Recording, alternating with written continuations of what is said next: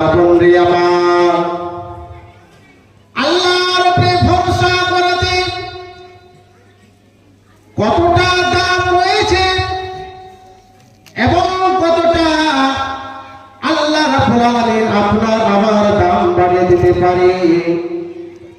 হযরতে আবু সালমা উম্মে সালমা রাদিয়াল্লাহু তাআলা আনহার গল্প শুনেন। এমন একটি হাদিস আপনাদেরকে শোনাবো, শুনেন। যখন আপনার কাছে মুসিবত চলে আসবে, আপনার কাছে মুসিবত চলে এসেছে, আপনি ওই সময়তে কি করবেন?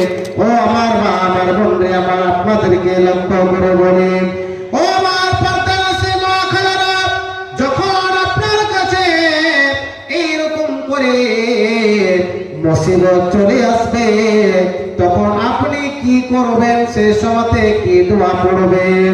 হযরতে আবু সালমা রাদিয়াল্লাহু তাআলা আনহু আল্লাহর নবীর কাছ থেকে এমন একটি দোয়া শিখে আসছে।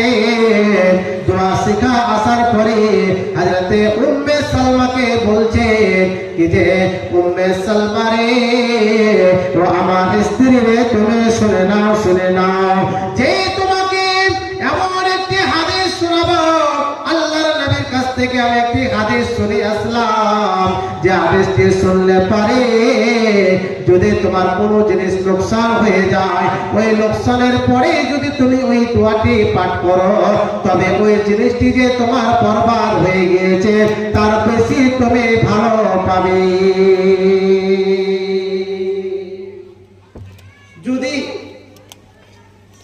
রাস্তায় হাঁটতে হাঁটতে হাঁটতে হাঁটতে হাঁটতে আপনার একটা লাখের ছুটে গিয়েছে, লাখের ছুটা পড়ে গেল, তো এবার হাঁটতে চালু করেছেন, যেতে যেতে যেতে যেতে যেতে যেতে একটা সোনার একটা চেন পেয়ে গেছেন।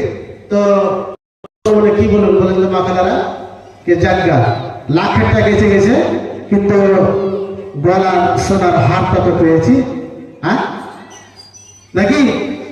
মানে সস্তাটা গেছে, দামি তো পেয়েছি। বলবেন কে? বলেন মাখালা, বলেন, অবশ্যই বলবেন। এই কথাটা অবশ্যই বলবে।